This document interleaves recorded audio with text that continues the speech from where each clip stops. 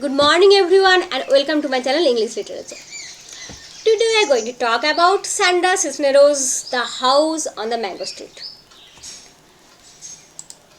The House on Mango Street by Sandra Cisneros, and I have divided this book in two parts. Divided this, not the book but the lecture, in two parts because there is so many things I feel I have to cover. In part 1, we will talk about the basic feature like characters, author introduction and the story, plot, etc. And in part 2, we will focus more on the critical and analytical aspects of this novel. Okay, so let's start. A story is like a geometric sculpture. The farther away it is from you, the clearer you can see it. I have not seen any geometric sculpture. I understand very little about sculpture or painting. Anyway, this is said by the writer, the author herself, Sandra Cisneros. Now, Sandra Cisneros was born in 1954 and she is a Mexican-American writer. She is best known for her debut novel, The House on Mango Street, 1983. Which we are going to discuss today. Her short story collection is known as Woman Hollering Creek and Other Stories. If you are interested in reading this book, you can search for it.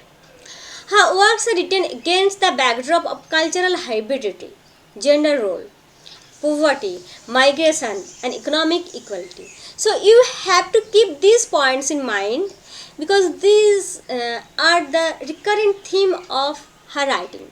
Cultural hybridity, gender role in our society, poverty, migration and economic inequality.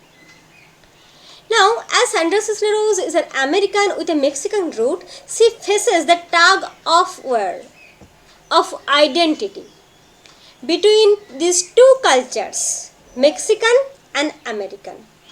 Her own childhood experiences form the basis of Mango Street and Esperanza. Esperanza is the character whom we will find. He is the, you can say, the representative, she is the representative of Sandra. Sandra's life is expressed and exposed. Sandra's conflict, tug of war, of identity, all are exposed through this character of Esperanza. Like Esperanza, she grew up within a large family, being the daughter in a family of 6 brothers. The constant migration of her family between Mexico and United States instilled in her a sense of insecurity and not belonging anywhere. That not belonging, the feeling of not belonging to anywhere, you can feel it. If you live in a city from your childhood, you grew up there, you have your studies and everything, and then if you have to shift anywhere or in other place, even then in one city, in one state, you will feel that pain. And so for her it was totally to different country, to different nation, and this not feeling of not belonging to anywhere, this feeling of loss of identity and this alienation was hunted Esperanza as well as Cisneros. Because we moved so much and always in neighborhoods that appeared like France after Second World War, empty lots and burned out buildings, I dictated inside myself. So this characteristic of introvert characteristic was so during this constant migration and during this, they're living in such a place, there is no jovial spirit. It was like the cities of France after Second World War, burned out, desolate. Everything was like bleak surrounding. That's why she was an introspective child. Her mother encouraged her to write and read from her early years. So this is Sandra Cisneros' life, and we must go through her life to understand her novel as well as the heroine of her novel, the protagonist of her novel, and that is Esperanza. Now, The House on Mango Street has sold over 6 million copies. Can you imagine? And has been translated into over 20 languages. I'm so happy to share that. The House on the Mango Street. The writer in the introduction tells she started writing this novel in the spring of 1977 in Iowa City at the age of 22.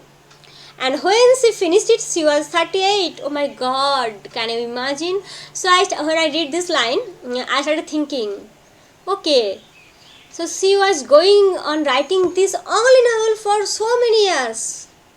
But then I realized, no, it cannot be happened. In the meantime, she have written something else, and you cannot continue one novel for so long. Here it is so boring. When I began The House on Mango Street, I thought I was writing a memoir. By the time I finished it, my memoir was no longer a memoir, no longer autobiographical. It had evolved into a collective story. The voice, plurality. We found these voices through Esperanza. This plurality of characteristic.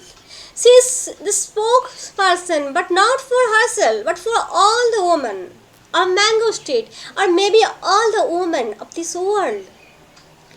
Peopled with several lives from my past and present, placed in one fictional time and neighborhood, that is Mango Street. The desire to escape Mango Street exists in every human heart. It is a dream, a desire to soar above the mundane humdrum ways of life. Very important to note down. This desire, the desire circulated or framed or modeled this novel. Esperanza's desire to escape Mango Street. And this desire to escape lingers in every human heart. Even in my heart, I also want to escape. I also want to escape this mundane existence. Mango Street is not Mango Street. Mango Street is actually the mundane existence who we are forced to live, we are bound to live. And every one of us, we know, I can feel, want to escape from this mundane existence, want to soar high. And this dream, this desire to soar high just keeps us alive, keeps us moving, keeps us going on. If we lose this desire to move or soar high, then we are dead, we are stagnant. And Mango Street symbolizes the suffocating existence that we live in and our unfulfilled dreams to get rid of it. So this is the central theme. You have to keep it in mind. It is very, very important. This is the central theme and this is the central tone of this novel. Can I make you understand? Now storyline. Okay, this line I again told earlier. This story is like a Giacometti sculpture. Okay. With a detached but speculative heart, Sandra Cisneros narrates a story and sketches her characters and their lives. The novel is divided into small anecdotes and chapters. Through them, Esperanza brought the world to the readers. Esperanza Cordero, is a Mexican-American girl, Chicana. This is called Chicana, Mexican-American girl. With a simple single-frame and language style, the novel recounts the complex and tangled emotion of Esperanza, a poor Chicana girl in America. So this is Esperanza's identity, and from this identity, she wants to soar high. The novel opens with a description of the Cordero family in Mango Street, the recent settlement. The house is small and cramped. This is not a dream house. Small, cramped with feeling of claustrophobia. The new place is inhabited by people with different life stories and experiences. Here Esperanza befriends with neighborhood children like Kathy, Rachel, Lucy, Meme, and she just encounter with various experiences with others' life, and their life and her own feelings solidify her experience and matures her, and she became it is her story of becoming a mature girl, from a girl to a mature lady, you can say. Coming to age novel, like we have discussed Purple Hibiscus, and this like Purple Hibiscus's character, I don't remember the name, I can't remember, but She was my favorite, but present now I can't remember her name. Sasa was her brother, I think. Okay, I can remember her name. You have to go through Purple Hibiscus again, and I have also to go through Purple Hibiscus again. Like Purple Hibiscus character, the coming of his novel, Esperanza's story is also like that. There are a plethora of characters. At first, it is Esperanza, Mexican American young girl who moves to Mango Street. You will get details of the characters here, only the major characters, and you have to go through it minutely. By the time we got to Mango Street, we were 6. Mama, Papa, Carlos, Kiki, my sister Neni and me. It's a long family. She belongs to a big family. Alicia is a young woman burdened with her family duties. She is afraid of mice. Kathy, Esperanza calls her Queen of Cats. You have to remember. Sorry, there will be double E. Queen of Cats, Kathy. Because of her collection of cats, she leaves the neighborhood soon after.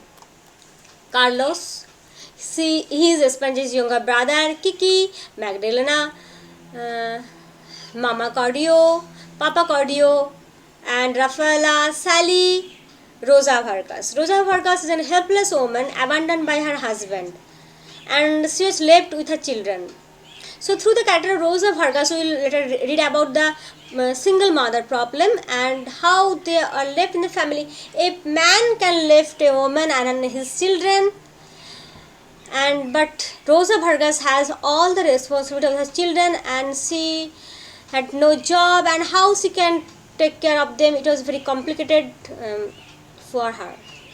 And Sally is a girl who in 8th grade will marry a salesman because her father was abusive and tortures her a lot. So she wants to escape her father's torture, but she was just like from frying pan to fire because her husband was too much possessive and just keep her confined.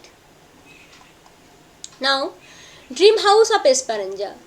A house is not only 4 walls, a roof and some bricks. A house is an identity. It signifies your place in society. But Esperanza never feels aligned with her house. We did not always live in Mango Street. Before that, we lived in Lomis on the 3rd floor. And before that, we lived in Keller. Before Keller, it was Paulina. But what I remember most is Mango Street. Sad red house. The house I belong but do not belong to. So this conflict that I told you earlier, this conflict, tug of war between belongingness and not belongingness. Belong to or not to.